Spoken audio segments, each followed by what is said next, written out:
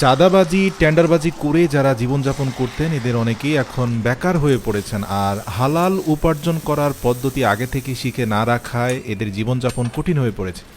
আর পদলেহন করে বা পা চেটে আগের মতো সুযোগ সুবিধাও পাওয়া যাচ্ছে না। তো যাই হোক, আজকের এই ভিডিওটি সে সকল বেকার মানুষদের জন্য যাদেরকে আমি অন্তত 30 থেকে 35,000 টাকা খরচ করে আপনি চাইলে ঢাকা বা যে কোনো শহরে একটা হালাল উপার্জনের ব্যবস্থা নিজের জন্য করে নিতে পারেন। প্রিয় দর্শক, স্ক্রিনে আপনারা যে স্টিলের যেই ডিভাইসটা দেখতে পাচ্ছেন, যেটা দুটা স্কোয়ার শেপ রয়েছে, তো এই দুটি শেপ তৈরি করতে আপনার সর্বোচ্চ 800 থেকে 900 টাকার বেশি লাগার কথা নয়।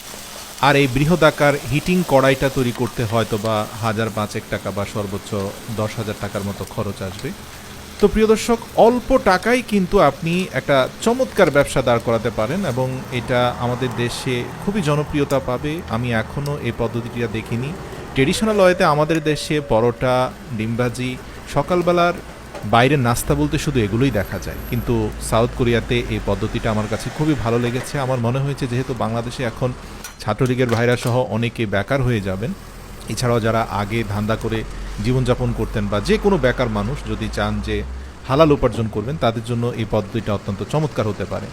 সকালের নাস্তায় আমাদের দেশে টিপিক্যাল সেই পরোটা, ডিম ভাজি, ডাল ভাজি এসব ছাড়া খুব একটা সচরাচর দেখা যায় না, কিন্তু আপনি চাইলে সামান্য টাকা ইনভেস্ট করে এরকম ডাবল স্কোয়ার শেপের একটা লোহার ডিভাইস তৈরি করতে পারেন। আর আরও দুইটা হ্যান্ড ডিভাইস তৈরি করে নিতে পারেন পিওর স্টিল বা এসএসএ।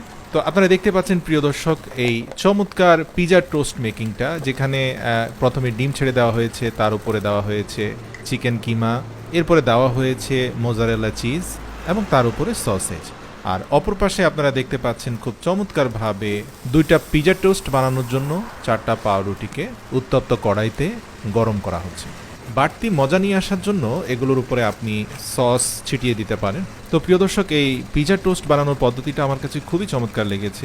উত্তপ্ত কড়াইয়ে একটা মোটা আকৃতির বাটারের এক টুকরোকে এই মাথা থেকে ও মাথায় ঘষে বাটারের উপরে এই পাউরুটিটাকে টোস্ট করা হচ্ছে এবং কিছুক্ষণ পরে পাউরুটির উপরে পছন্দনীয় বেশ কিছু মশলা এবং সস যুক্ত করা হলো। আর এদিকে পাউরুটির সাইজের মতো করে স্কোয়ার শেপে যেই ডিমটা অমলেট হচ্ছে সেটাও প্রস্তুত হচ্ছে। তো এই টোস্ট বানানোর পুরো প্রক্রিয়াটা আমার কাছে অত্যন্ত সহজসাধ্য মনে হয়েছে এবং এটা খুবই সুস্বাদু।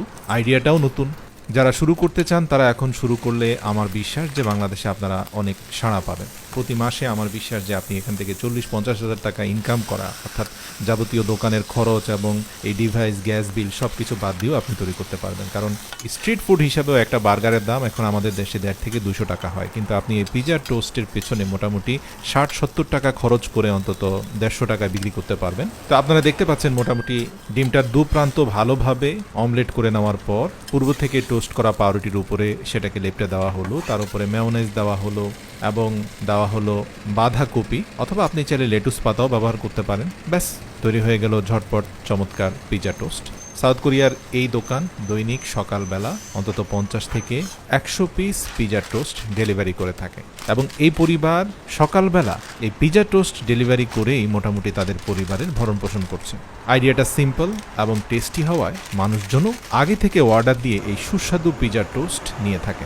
বিশেষ করে ব্যস্ত যারা অফিসে চলে যান সকালের নাস্তা হিসাবে, তাদের জন্য এটা একটা বেস্ট ফুড।